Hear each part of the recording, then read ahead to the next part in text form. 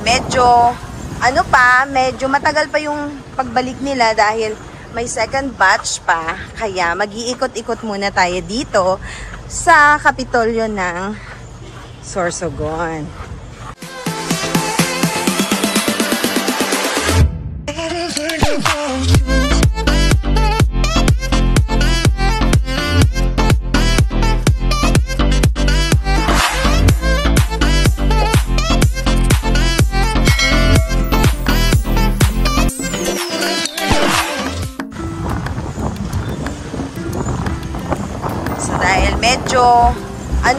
Medyo matagal pa yung pagbalik nila dahil may second batch pa. Kaya mag-iikot-ikot muna tayo dito sa Kapitolyo ng Sorsogon. Ayan. So kahit mainit, kailangan magtiis dahil ginusto natin ito. Ay, Sorsogon National Government Center. Oh, nice. So, ikot-ikot pa rin tayo dito sa lugar ng Sorsogon, sa kanilang Kapitolyo. Medyo mainit. Ayan, mainit. Kahit 4 o'clock na. 4:30 na nga yata. Magpa 5 o'clock na. Kaya lang mainit pa. Sobrang init pa talaga. Kaya ikot-ikot lang muna tayo. Kasi nandoon pa yung second batch na mga kasama namin. Nag-iikot pa sa taas ng museo.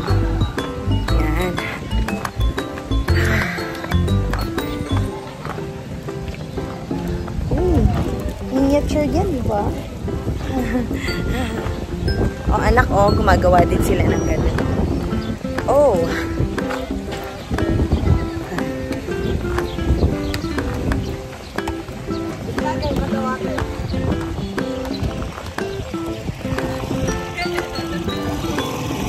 So, punta naman tayo dyan sa building na yan.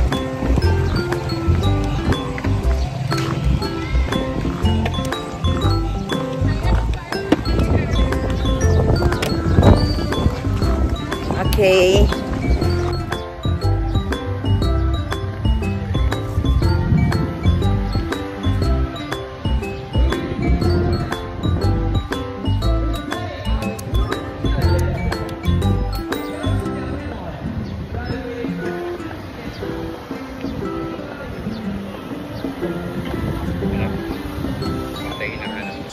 Ganito kaganda ang kanilang City Hall na parang nasa White House ka ng United States of America. Kaya i-explore mo na ang Sorsogon. Ang dami talagang magagandang tanawin sa lugar nila.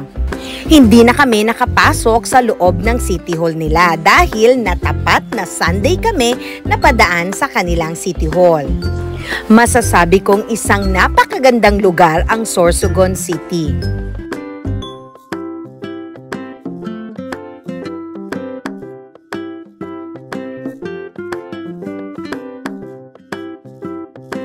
Grabe, naikot halos namin lahat dito sa Kapitolyo ng Sorsogon. Ang dami namin mga pictures. Ang mga building halos dito ay color white. At ang ganda-ganda kasi parang nasa ibang bansa ka.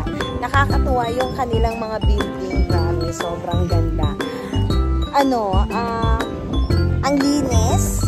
Kasi sinabayan pa ng linis din ng lugar. Tingnan nyo, na feeling ko ay parang nasa ibang lugar din ako.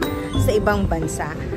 So, yun nga yung sinasabi ko na bakit pa ako pupunta sa ibang bansa?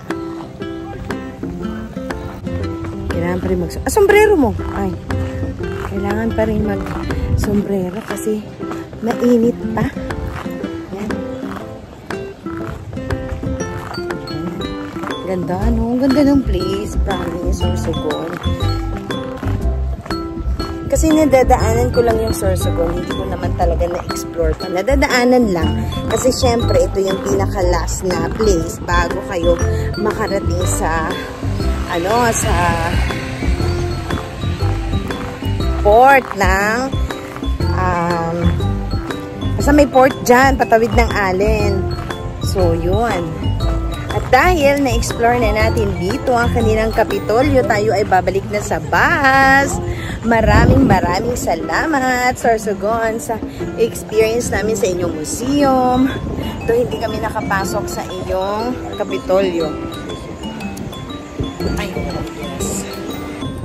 So, ayan, paalis na kami dito.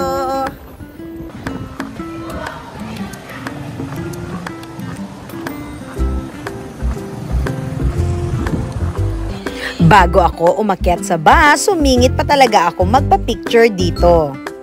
Isang napakagandang remembrance sa kanilang lugar. Dahil sa totoo lang, hindi ko inakalang ganito pala kaganda ang Sorsogon City. Thank you for watching, everyone!